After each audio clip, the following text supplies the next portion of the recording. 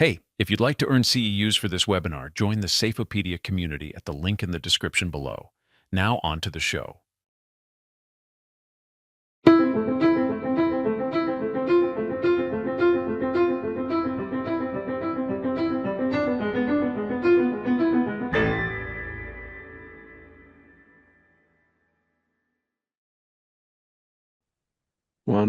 Want to say a welcome to everybody, a warm welcome to everyone, and wish everybody a good morning, good afternoon, or good evening, depending on where in the world you are joining from.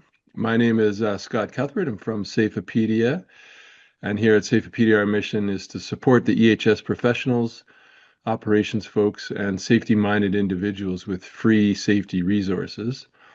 And I'd like to extend a huge thanks to those dedicated professionals for the great work that they do on a daily basis, keeping people safe. Just a reminder, the webinar is going to be recorded, and we'll send out a link to the recording to everybody in a few days. The webinar is for you, the audience, so let's keep it interactive. And if you have any questions, just put them into the chat or the Q&A box in Zoom, and we'll do our best to get to all of those questions at the end of the presentation. I know Pat wants to keep it interactive, and he's got a few questions for you throughout the presentation as well. So definitely make sure you got your phone ready to scan the QR code and answer those questions. And so today we're proud to present using leading indicators for better contractor outcomes. And this is a Safeopedia webinar has been made possible by Contractor Safety Management. And as I mentioned, today's presenter is Pat Robinson. Before I jump in, I just wanted to kind of talk a little bit about Pat. I've known Pat long before we launched Safeopedia. He's been in the contractor management space for many years. And I know, since the day I met him, probably close to 15 plus years ago, Pat's been pretty frustrated with how the contractor management programs have become more of a cover off my liability than how do we keep people safe and how do we keep organizations compliant. And I know he's kind of railed against that mentality for many years, and he's brought his knowledge and his experience to you today in order to kind of cut through that noise and go beyond just covering off your liability and how to actually look through the front windshield of the organization and proactively keep people safe. So we're going to reveal why TRIR and EMR won't protect your operations, and Pat's going to get into what will. So with that, I'm going to turn it over to Pat again. Keep the questions coming, and we'll do our best to get to all of them today. Awesome. Great. Thank you, Scott. Appreciate it. Welcome all. I'm glad that you could all attend here this morning and give up your valuable time. We have a busy hour or so ahead of us, so let's get started. First, I want to just kind of give a quick review of what we're going to cover. This presentation covers first kind of the difference between lagging and leading indicators, the pitfalls of measuring the wrong things. And today I'm going to introduce what may be like a new model to most of the people attending. It's called the leading indicator maturity model that helps organizations assess their metrics, whether they're simply counting activities or building genuine resilience, a term that we use these days more commonly. We're going to do several interactive polls on various aspects of leading indicators. So I'm going to ask you to put your thinking caps on about your own organizations and give us some input and some things to assess and discuss as we go through here today. Then with some of the data that this group gets together, and I'll show you those results, we're going to sort of contrast that information with some other recent industry survey data. And the intent of that is to give you some valuable reference points about what organizations similar to yours are currently doing in this area of leading indicators and contractor safety management. The second half of this presentation focuses in on leading indicators specific to contractor safety management, with special attention to three activities that we're going to do some deep dive into, which are pre-qualification, alignment and kickoff, and site safety plans. Then we're going to wrap up just with a phase-by-phase summary of some high-value indicators that you can consider for your organization and a central takeaway. So the rear view mirror versus the windshield. We know that traditionally there are lots of lagging indicators that we tend to use and focus on, which basically give us some indication of what happened. And you can see in the rear view mirror that you've got a pileup of cars and some carnage there, but really the majority of our focus should be on leading indicators and trying to understand what might happen. So the question we might ask ourselves as people that work for organizations that are risk inherent is, which view do you spend more time looking at? So this is the iceberg model. It's used to convey a number of concepts in the safety field, and many of you are maybe more familiar with this model used to demonstrate the actual and hidden costs of accidents and other losses. For our purposes, we're using the model today to demonstrate the breakoff point between lagging and leading indicators. So above the waterline, which is, incidents, the visible outcomes are things like injuries and citations and costs, property damage, that kind of thing. Below the surface are the near misses, the substandard conditions, what's called procedural drift. We're going to talk a little bit about that later. Certainly the cultural factors and the system weaknesses that allow the losses above the waterline to occur. So let's do our first interactive poll.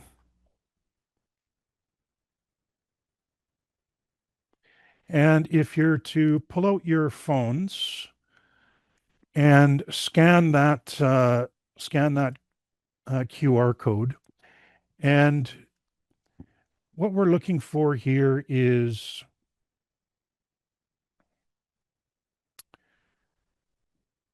just kind of yes or no, not sure, that kind of thing.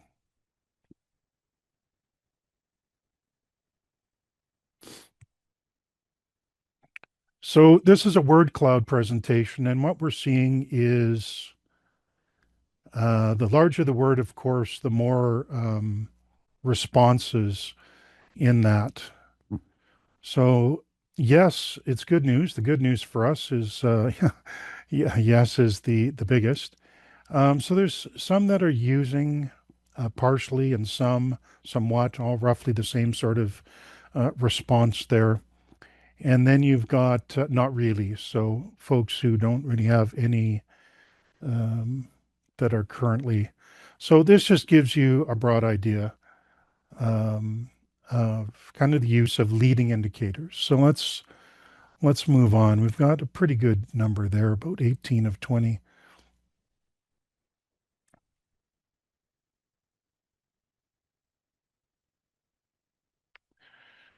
So let's dive into this issue of leading indicators and the claim of, well, we hear this term frequently, leading indicators are predictive. What it actually means, when thought leaders describe leading indicators as predictive, is they're making what's called a probabilistic argument rather than a deterministic one. So, well, what does that mean in simpler terms? No one sits in their office, for example, on a work site and says, well, next Tuesday at 11:45 a.m., an electrician is going to fall through a floor opening on the third level of the compressor structure, because no one really has a crystal ball. So what they instead, and what typically happens, is project teams in this scenario are typically aware of the heightened risk state that's created each time a new floor is poured, and the new floor openings have to be barricaded and covered, or both, as they are created. So the logic runs that if certain conditions, behaviors, or system weaknesses are consistently present before an incident occurs, then measuring and managing those factors should reduce the likelihood of future incidents. So it's not predicting a specific event on a specific day, it's identifying elevated risk states. The underlying assumption is that serious incidents don't emerge from nowhere, other than acts of God and crazy weather, that kind of thing. But they're preceded by things like near misses, substandard conditions, and system vulnerabilities that can be detected and addressed. So let's talk a little bit about the validity problem. And I refer to this as the broken thermometer.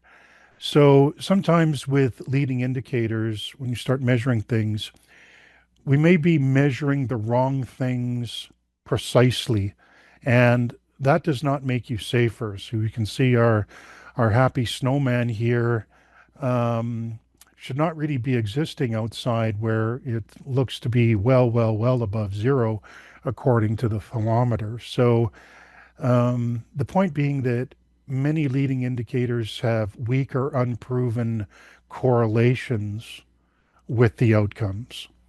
So, for example, measuring training completion rates is a good thing to do. It's a good starting point. But measuring training completion rates does not equal competence, because we know competence really can only be measured in the field. Likewise, counting the number of inspections does not inherently mean that you've eliminated hazards on your work site.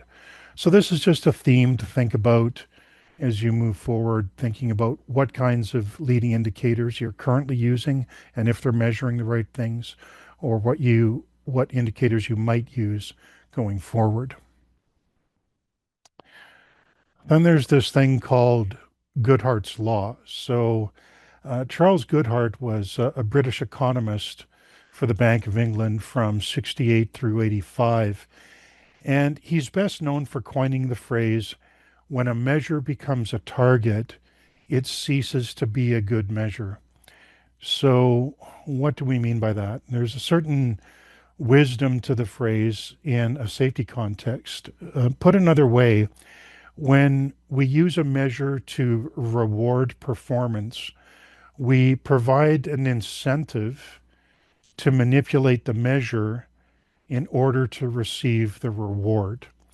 So here's a bit of a mind experiment, because both of the following phenomena may be in place at your work site, or you may have seen similar behaviors earlier in your safety career.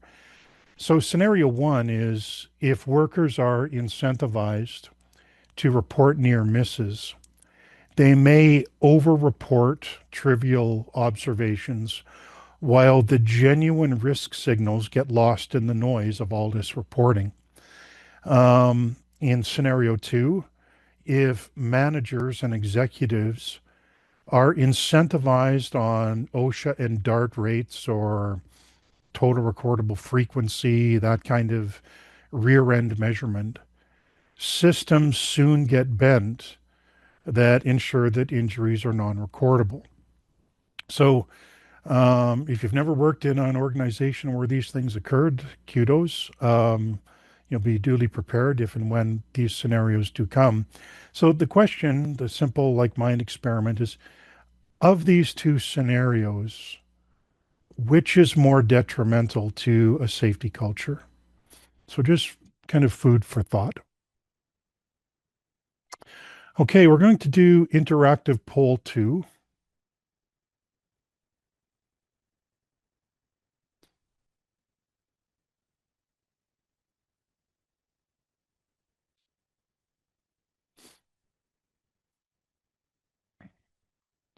And I'm going to move this to the next slide. And in 1, 2, 3 word phrases, kind of relatively small phrases, we might end up with a pretty jumbled word cloud here. Name the leading indicators your organization tracks for safety performance. Training record. So these are leading indicators. Near misses, observations, great, yeah. I think on this particular question, you're able to put in multiple answers. I believe it. Inspections, training, ITI record, risk assessment quality, awesome. Okay. Corrective actions completed. This is a fabulous list. Critical control verification. Training near misses, FLHAs. It's a great bunch of things people are doing. Corrective actions completed. Yeah. I saw it's moving pretty quickly. Follow up to observations. I want to point that out. A couple of really good ones here. That one, the quality one that we mentioned. Yeah. Okay, so we're getting a pretty good idea. Near misses is the biggest by far in terms of numbers, but this is a pretty broad smorgasbord of things to see. This is pretty cool. Okay, so we're gonna come back to that in a minute.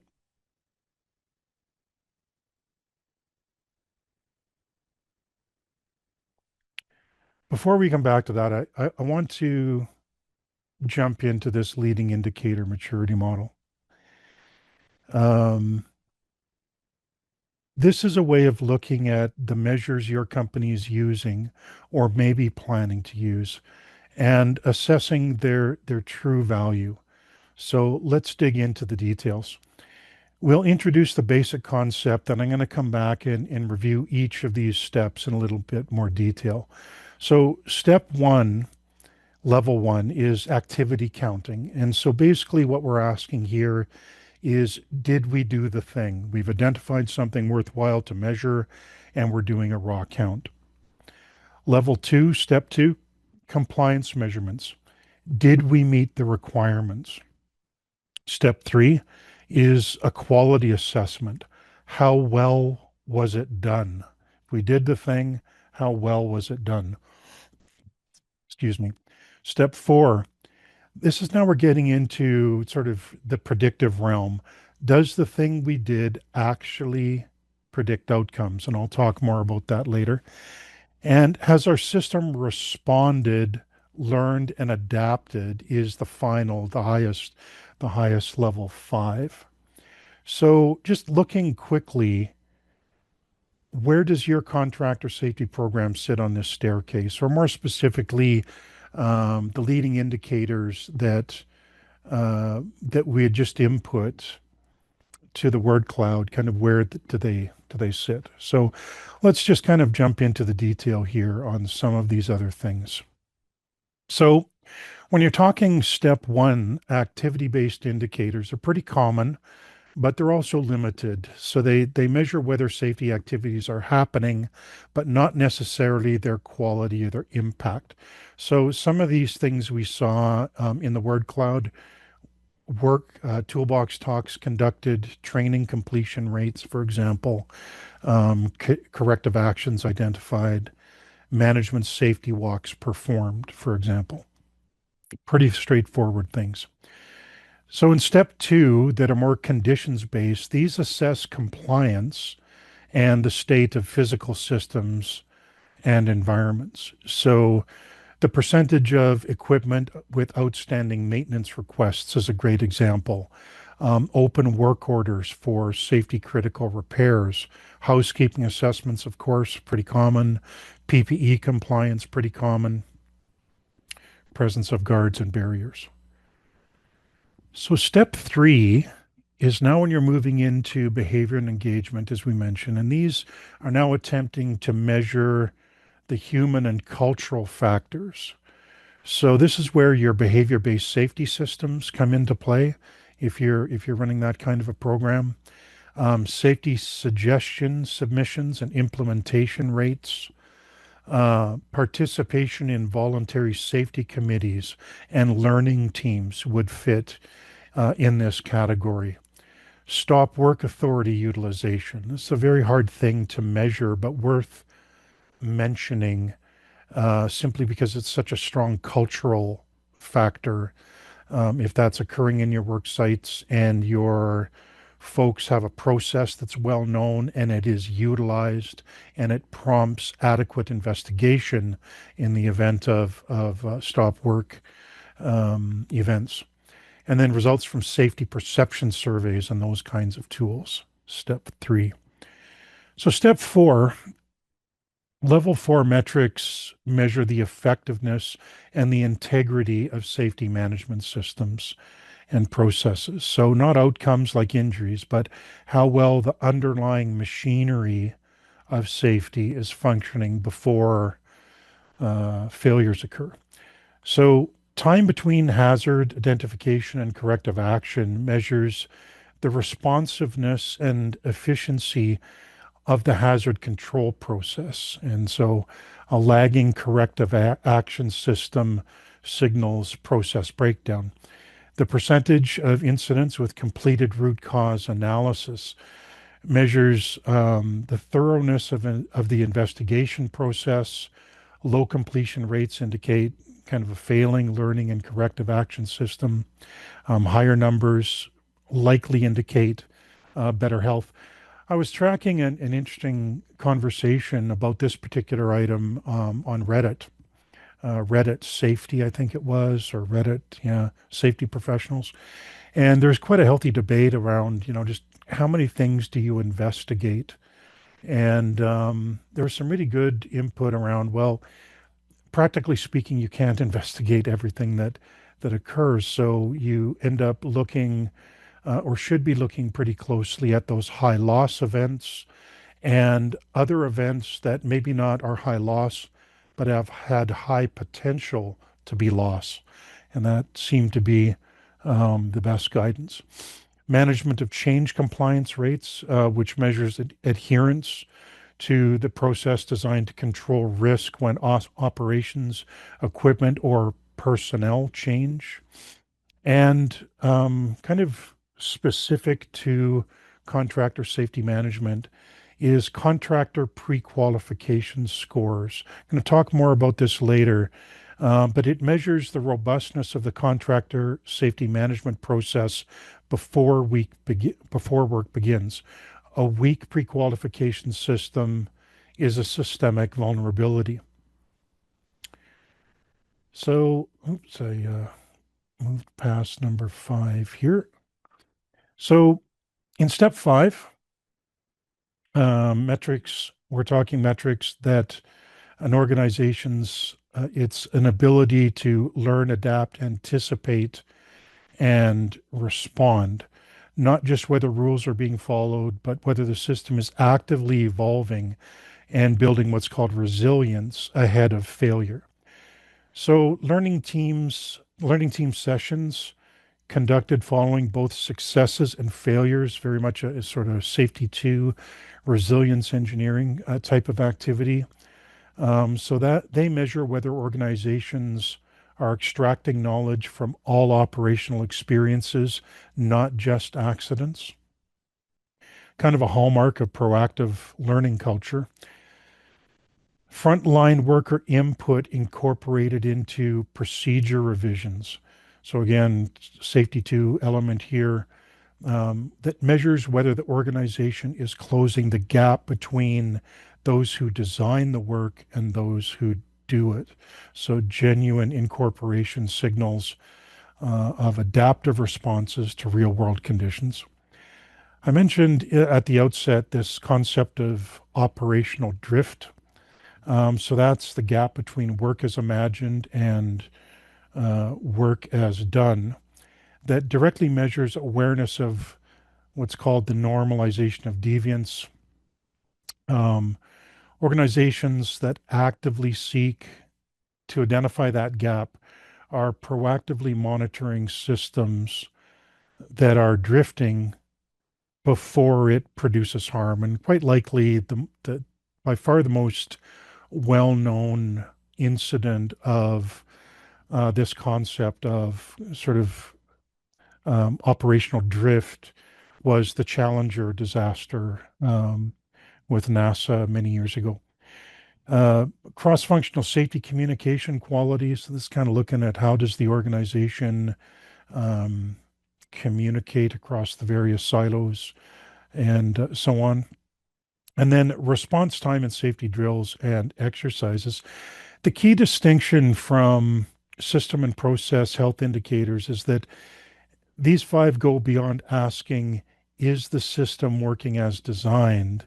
And instead ask, is the organization capable of sensing change, learning continuously, and responding effectively to the unexpected? So they reflect the organization's resilience, engineering capacity, and the ability to absorb variability. So let's go back and take a look at the results of, um, so hopefully everybody's seeing that. So here's where I just want to familiarize you with the input of this particular group of people that are attending this webinar before we move on to another reference data set that will give us some valuable insight here, hopefully. So ASSP and JJ Keller did a survey last year of a bunch of construction professionals, at just under 1,000, I think, in that neighborhood. I think Scott is going to attach this survey in the chat. We'll also be providing it subsequent to this meeting with a follow-up. And I want to review some really cool information that should give us some insight as to the poll that we just did. So this is a little bit hard to see at the bottom of the page. But this survey talked about leading indicators. And up top there, it says relatively small text, 96% of respondents actively track leading indicators for safety performance. So that tracks with what we did and what our word cloud showed. And then I reproduced these bars here because it's probably relatively small there for you to see. So I reproduced the bars just to show you uh, what they are showing. So the first thing that I would point out is that near misses, although still very high in around kind of 50%, by far our largest leading indicator that's used was near misses, where here it's 5th or 6th down the line. Higher for this reference group, these construction survey respondees, was equipment inspections way up there at 70, safety meeting participation, observations that would include like BBS programs, JHAs, worker engagement. So rounding it out with training completion and frequency of toolbox talks. So what we want to do now, actually, with a couple of pieces of data that we Let's now take a look at those ASSP results and place them on the maturity map that we covered earlier. So generally we find that the most commonly used leading indicators are clustered towards the bottom at level 1 and level 2, with no indicators at level 4 or level 5.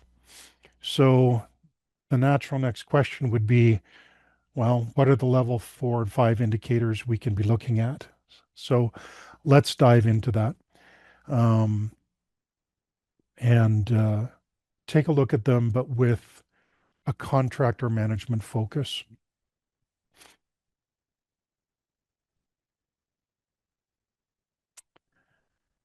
Before we dive into all the detail, I just wanted to give you the basic framework to think about where those indicators apply. This is what I call the contractor path of risk. So basically, 6 phases that the contractor relationship moves through, whether you're really conscious of it or not. This is kind of the steps that take place, and at each phase, decisions get made. Some of those decisions create risk, and some reduce risk. At each phase, there's opportunities to measure leading indicators, signals that tell you whether you're heading toward a good outcome or a bad outcome. I want to take a closer look at 2 things. First, let's take a closer look at phase 3, alignment and kickoff, because this is a phase that frequently gets undermanaged and few organizations have established leading indicators for.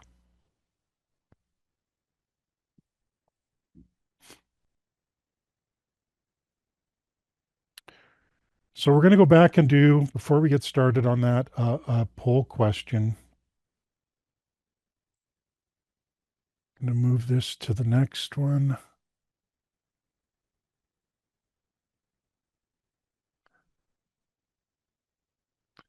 Okay, so if you don't have Menti up on your phone still again, what in 1 or 2 words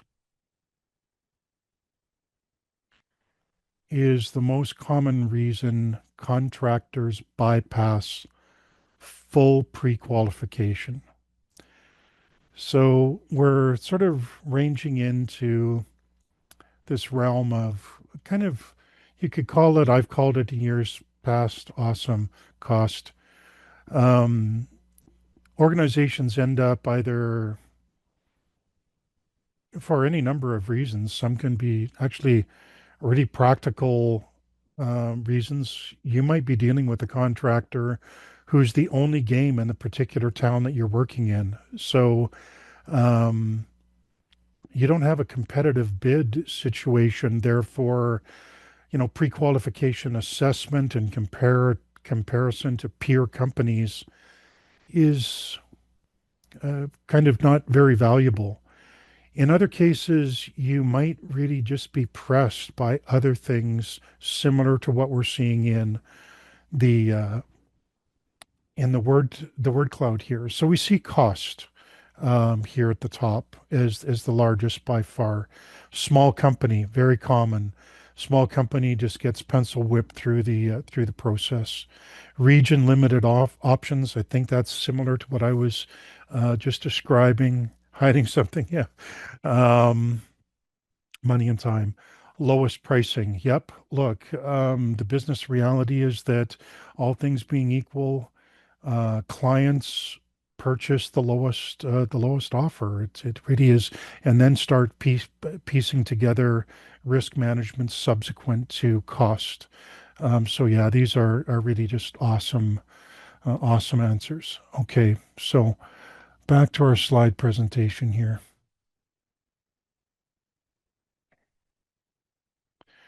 So why do contractors get exempted? So pre-qualification, as we all know, is the first line of defense, but it's often compromised. So what are some uh, what are some things that we can measure that are hopefully related to the word cloud that we just so if you started to measure your exemption and waiver rate You could start to measure whether you're trending up or down as an organization. Um, so obviously it's better if you're trending down, if you're exempting fewer contractors through the process. But your organization will have no ability to adjust and become resilient if you don't really understand or care to know whether the exemption rate is going up or down. Um, how are exempted contractors performing versus duly qualified contractors? So, is there a delta in performance between those that are sidestepped through the process versus those that are not? And over time, that might be a valuable thing to measure and feed back to management. The critical question, do you track those outcomes for pre-qualified versus exempted? And if not, how do you know your criteria actually predicts performance? So here's a quality check that you can do. These are three additional leading indicators you can consider. One would be a cross-functional team that scorecards the contractor's pre-qualification submittal. So for example, if your company routinely receives incomplete, so this, I'm talking a little bit about criteria. If your company routinely receives incomplete submittals and you have somebody that's constantly chasing, hey, can you answer these questions, provide those documents? We want to do a pre-quality eval, but we don't have the data. That is, those are indicators that you can measure. You can measure the delta between the pre-qualification submittal indicators and the actual site performance. And even if this starts with lagging indicators, so contractor indicates that they have really low EMR, but that's not their experience on your site. That's probably worth asking some questions around. Um, performance assessment, I mentioned earlier, of pre-qualified versus exempt. So food for thought. Okay, interactive poll number 4.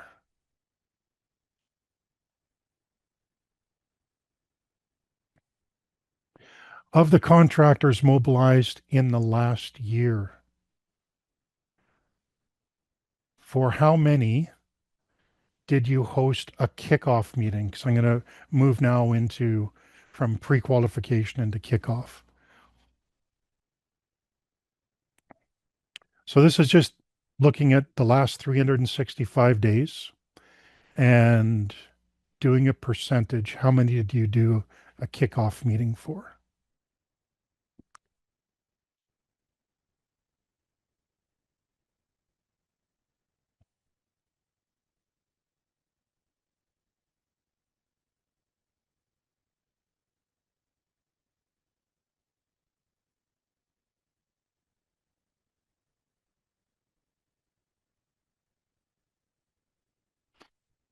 Okay. So the relatively low number of respondents is probably an indicator in and of itself. But we see of those that are responding here that these are pretty good numbers towards the high end. The majority are in the 76 to 100% category, and the next in the 51 to 75% category. Awesome. Okay, so let's carry on here.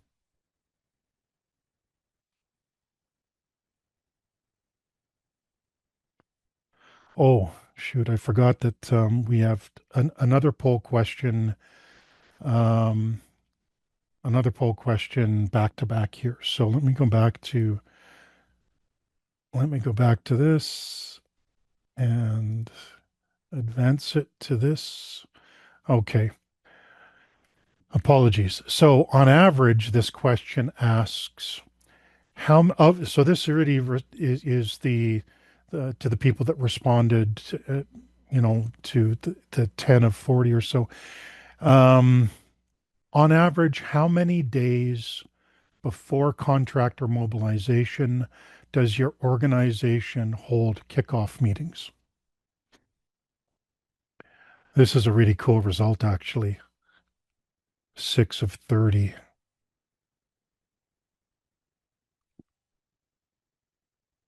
Okay, so that's pretty even. Okay, this is, I actually thought this would be a wider dispersal, but gives us lots to talk about here. All right, back to the slides.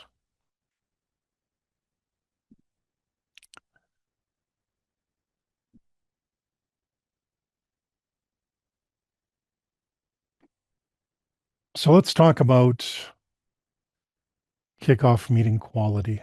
Um, and so this is what just called is a simple quality spectrum graphic that I put together. I just put some kind of random things across the spectrum from kind of bad to good, um, to demonstrate sort of the features of a checkbox exercise versus a strategic alignment session. So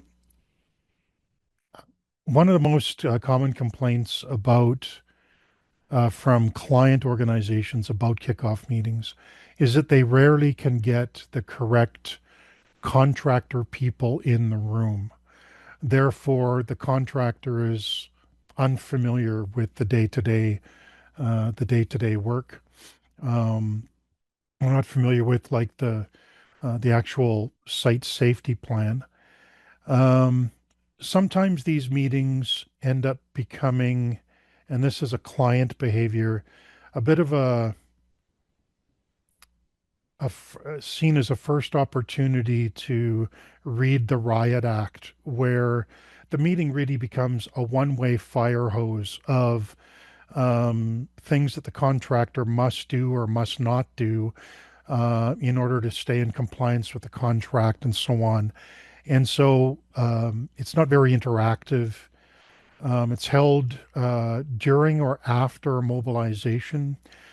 So the idea being that if you can hold your meeting, say 2 weeks before mobilization, you're generally in better shape than if you are holding that meeting the day the contractor mobilizes or a day after or a week after.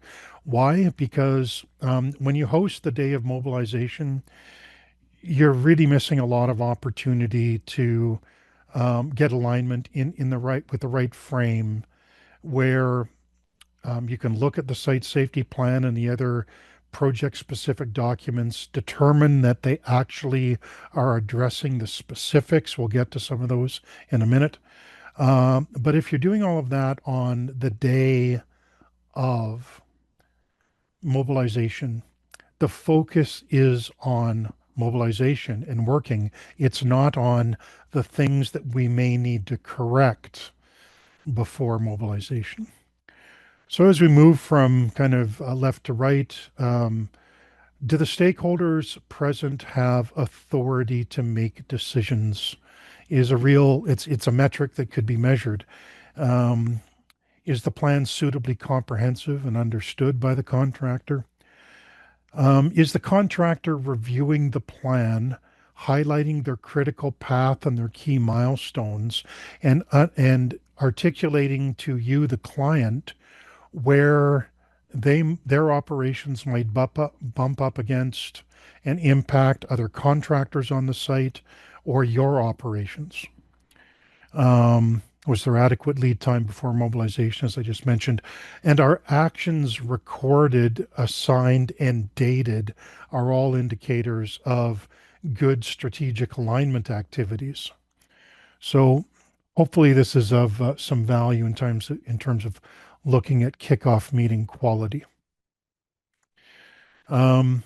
When you look at these, really, here's like just you can look at these um, individual elements and what to look for.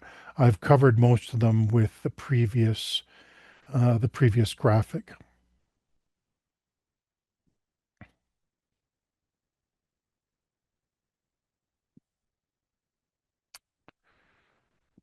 So your safety plan quality assessment, just to wrap up that particular element. Um, I mentioned that the leading indicator could be that cross-functional teams scorecard plan quality and information transfer, which means how they're moving information down the line organization and amongst their subcontractors. So site safety plan really needs to start with a site-specific hazard identification, not a boilerplated thing that's dragged from job to job. It should be specific to your site. Um, there should be specific control measures with responsible parties named. Um, for example, is the emergency response details tailored to the specific site that they're going to be working on? Does the training matrix show personnel competencies applicable to the contractor scope? And do they meet your or the facility owner's minimum requirements? And subcontractors, are they identified and are their sub plans attached? In many, many cases, site safety plans don't talk at all about the subs that come in that can represent the largest amount of risk actually downstream of a general contractor. So these are just leading indicators that you could score plan quality looking at those five elements alone. And over time, get a baseline for your own company that tells you whether the site safety plans are generally a valuable exercise and predictive of performance down the line or whether they're not. So with that, we have a high value indicators summary. So I broke this into the various phases of contractor management that we looked at earlier, the contractor path of risk, and put up a couple high value leading indicators for each phase that you may want to consider. Some of these we touched on, but I don't think all of them. So in phase one, pre-qualification, you can measure exemption and waiver rate that measures the discipline of your selection process. You can look at a performance comparison between pre-qualified and exempted contractors, which serves to assess the validity of your pre-qualification criteria. In the kickoff phase, the kickoff and alignment, you can do a structured quality score of your kickoff meeting to determine its effectiveness, not just its occurrence. You can measure the metric that we looked at in the word cloud, the days. Oh, sorry, that's talking between plan approval and mobilization. But you can measure, going back to the word cloud, um, how many days prior to mobilization are you doing that kickoff meeting and trying to move it pre as opposed to on the day of, or obviously post. Page two of high value options is alignment, the revision rate of site safety plans. If you never have to, or if you never are revising a contractor site safety plan, you probably aren't looking hard enough, or you have pristine contractors that cause you no problems, one of the two. In any event, the measure allows you to assess plan quality and contractor competence. In the active phase, you can look at measuring things like the time for contractors to correct things in the field when you've asked them to take an action to rectify an unsafe condition. So you're looking at their responsiveness and their accountability. Also in the active phase, contractor self-identified hazards, that's an ongoing process. And what you'd be looking for here is ownership by the contractor of the hazards that they may be creating and are rectifying and guarding against, versus just a compliance mindset saying, oh, well, we did an inspection last week, but the inspection might not be in the area where they have the highest hazards going on. They might be overlooking critical activities that are causing impacts elsewhere on the project. And lastly, in the active phase, subcontractor oversight. So some evidence that they are providing proper day in, day out oversight of their subcontractor teams, which is really a prime contractor accountability measure. And then closeout, performance documented for future use. So you're talking about um, making sure that you're doing an adequate closeout of your project, and that lessons learned are being incorporated into your organization and the contractor organization going forward. So, just a review of some high value things you can be looking at. So here's our 5 key takeaways. First, leading indicators are what's called a hypothesis. They're not guarantees. Things that you identify require ongoing validation. So the measurement needs to be continual. Measuring quality and effectiveness is really the key, not just activity counts, but the quality of the contractor management related activity. Know your theory of connection, and what does that mean? Like, how does each indicator connect to incident prevention? It's valuable to have leading indicators, but they ideally need to be linked to what's actually happening in the field, that the entire organization can learn something over time as you measure data when it comes in. You can use a balanced scorecard, and this is becoming, a bigger deal these days, is to combine your lagging indicators more heavily with leading indicators. For many reasons, lagging indicators are not going away. They are a reality of life. Many clients require this data from their contractors and their subcontractors all the way down the chain, and those metrics are unlikely to disappear from workplaces in the foreseeable future. However, that said, the more balance you can bring and to start working on a relationship between lagging indicators and leading indicators and trying to understand what the data is telling you, the better off your organization will be. And then finally, a recommendation to build some adaptive capacity. So, looking for those opportunities for your organization to learn and respond, not to indulge in the perfect prediction day by day, shift by shift, but to instead look for those risk signals, build leading indicators that address those risk signals, and learn over time with the data. And one central caution before I wrap up here, and there's 2 more questions I'd ask you to answer before we get into Q&A. The central caution: many contractor safety metrics reward activity over outcomes.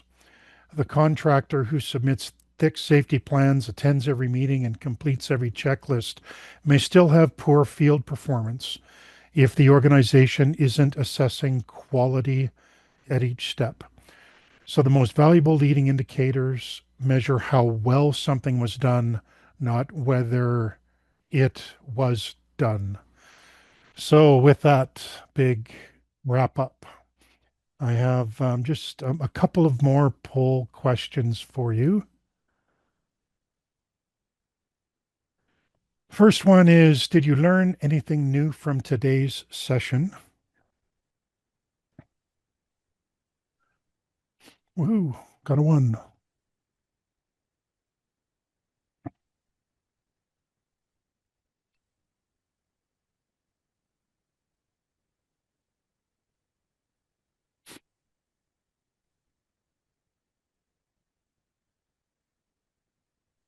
Got a few. Okay, so got a lot Good. moving in here.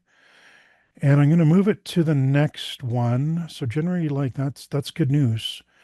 Thank you very much. And then today, this is just what's called a net promoter score. If you would rate today's session, you can do that incognito. Like no one's. I don't really know your multimeter. Mentimeter does not identify anyone, so feel free to rate as honestly as you may. So I'm just going to back that out, Scott, and we'll go to our last slide. So with that is, if there's any questions, Q&A, there's my contact information at the bottom of this slide. And we do have some resources that we're providing you. The survey, these slides, and I think, Scott, we're putting together like an AI summary of my dialogue that it will Yeah. go out to everybody post event. So thank you everyone for attending. Yeah, thanks so much everyone for jumping in. Most people stuck around till the hour here. I know we're getting to the top of the hour, so respect everybody's time. I think really, and again, if you have any questions, please drop them in the Q&A. You can put them in the chat as well if you don't have access to Q&A for some reason. But I think with the feedback, lots of questions were answered, lots of new information was provided. I think that really the only question you didn't address already was somebody asked about near misses, and is that not a lagging indicator versus, I think, discussed as a leading indicator. So Yeah, like that's near misses as a leading and lagging has been debated a lot. I tend to view near misses as a leading indicator based on the idea that the loss has not occurred, which is, we're so incident focused, and in the big scheme of things, we need to be broader. I understand the argument for why it's lagging, because it indicates that your system has failed somewhere to allow.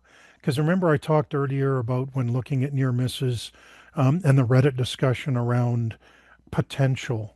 So that potential has already occurred. So, I accept the argument either way. It depends on really what the organization settles on. I don't think there's a right or wrong answer that I would say, hey, on behalf of industry, best practice is. But it's a good, healthy debate for organizations to have. What do we think about what do we think about near misses, and where would we categorize them?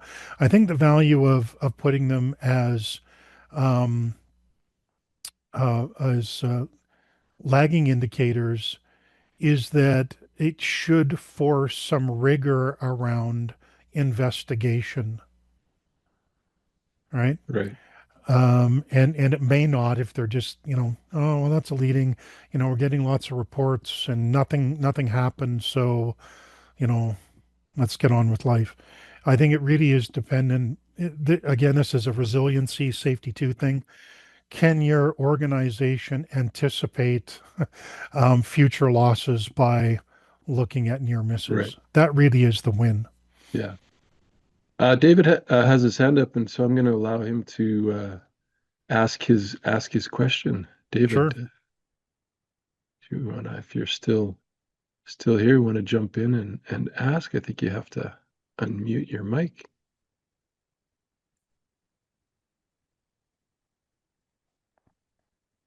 Oh, maybe. Hello. Hi, David. Well, hi. And actually, I hit that by mistake, but Okay. thank you. You're answering that question that I read about the leading indicators being the near misses. So that was a good interaction and response. I agree. I kind of agree with you. There's not a hard right or wrong. It's definitely brings a conversation that needs to be had. And I guess from a safety point of view, is just having that conversation makes it a leading indicator because you are having that discussion. So thank you on that, Patrick. Yeah, great point. Thanks, David. We also had a question about is an SMS a good predictor for from a pre-qualification perspective? Safety management system, Yeah, I the believe so. presence of one. Yeah, Um, this is a great question. Generally, yes. Look, if I am a safety pro on a project, I'm interested in the safety management system of the contractor. And I would like them to provide that as a document. Um, and it gives me some insight as to kind of the caliber of safety system that they're running. That said, you do need to um, be more rigorous in what you're looking for. Just dropping a manual on your client should not get you in the door. A manual with a site-specific safety plan that is matched um, to your schedule and your certainly your highest risk things, and that safety that your highest risk activities, with identifying kind of what your critical path is, when you're mobilizing, what your peak manpower is, um, where your critical hold points might be, and your subcontractor and other contractor and client interfaces are. So you really do have to do a bridge from SMS to a site safety plan that is worthwhile and is specific to the circumstances. So, like to me, I see SMS as the starting point. Um, I want to comment. This gives me an opportunity to comment about small contractors, and this frequently is the thing. You know, we have these small contractors; they're under resourced. What do we do with them? They don't have safety. They don't have safety programs, and so on. And while it is a tall task, particularly when you now ask them to get involved in the registry concept, um, where there's barriers to entry for a variety of reasons, um, a basic understanding of the work that they do on your site that is committed to paper in the form of a site safety plan is an absolute bottom line ask as far as I'm concerned. Meaning to say that even the smallest contractor, the literal one man band, should be able to sit in front of his client and say, here's my scope of work. Here's how I control this work. Here's the things that we need to be mindful of moving through, kind of my scope, and and go from there. That should be the absolute entry point, kind of bottom line. So I hope that meets kind of the intent of that question, but that's kind of immediately what springs to mind. yeah, that's a great answer. We had some comments, in the comment section there. Tina was talking about near misses or little nuggets of gold for her organization to learn from and be able to be proactive, moving forward. Len, I think, addressed the question of lagging versus leading, saying that near misreporting is lagging while the follow-up and the implementation, et cetera, would fall under leading within his organization, which I think is a good compromise between leading and lagging. It's how you use them, not the reporting them itself. And then Lewis said some people categorize near misses as incidents, and that's maybe why they think of them as lagging. So Yeah. some good comments in there. Yep. I dropped in the chat. I know people are dropping off because we're over the hour, but Safeopedia has launched a free community platform for people to join, so that we can be continuing these conversations on a daily, weekly, monthly basis. We have speakers like Patrick come to the community meetups on a monthly basis to talk about specific topics. So if you're so inclined to continue these types of conversations, please grab that link, join.safeopedia.com, and you can sign up for the community. But definitely my pleasure to host Pat today, and again, thanks to Contractor Safety Management for sponsoring the webinar and bringing the valuable educational content to safety professionals and the safety industry at large. So, as always, we will be sending out the link with the recording, the presentation slides in a few days. So thank you again so much for attending. Take care, stay safe, and please let us know if you have any follow-up questions or any other topics you'd like us to address in the future. Awesome. Thanks, everybody. Appreciate it.